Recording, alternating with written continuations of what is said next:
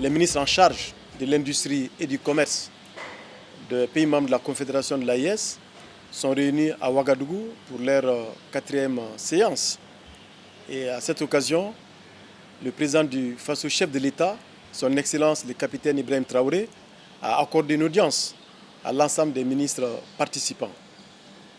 L'occasion nous a été donnée au cours de cette rencontre d'exposer à son Excellence le président du Faso, chef de l'État, le capitaine Ibrahim Traoré, le bilan des années antérieures dans la mise en œuvre de l'opérationnalisation du traité instituant l'AES et des visions stratégiques définies par les 3 chefs d'État, son Excellence le général d'armée Assimi Goïta du Mali, son Excellence le général d'armée Abdraman Tchani du Niger et son Excellence le capitaine Ibrahim Traoré du Burkina Faso.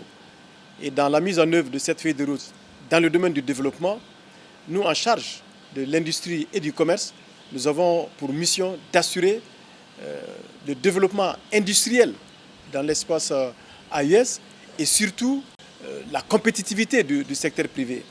Mais aussi nous avons en charge d'assurer l'amélioration du climat des affaires et l'attractivité des investissements, la facilité des échanges et le développement des flux commerciaux et toutes les questions liées aussi à la fraude et à la contrefaçon dans notre espace. Nous sommes des ministres en charge donc de la production.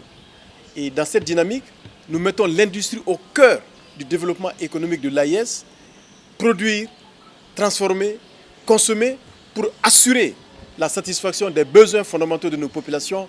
C'est ça la mission à nous assignée, ministre en charge de l'industrie et du commerce, par nos chefs d'État.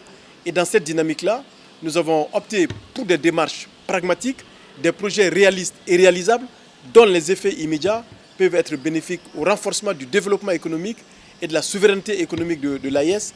Et c'est en cela que le président du Faso, chef de l'État, le capitaine Ibrahim Traoré, président de la Confédération AES, nous a donné des orientations et des recommandations très fortes qui vont nous permettre de structurer toute notre architecture opérationnelle de façon à ce que nous puissions apporter des réponses structurelles à l'ensemble des défis qui se posent à l'AES en termes de libre circulation des populations, en termes d'investissement interne, en termes de transformation et de développement des petites et moyennes industries pour transformer la production locale. C'est de ça qu'il s'agit. L'agriculture doit être une source de production de matières premières pour nos industries, de façon à ce que sur la base de la transformation de cette production agricole, nous puissions assurer l'autosuffisance alimentaire, la souveraineté économique à travers l'industrie. Et l'industrie va être au cœur de l'action de tous nos développements.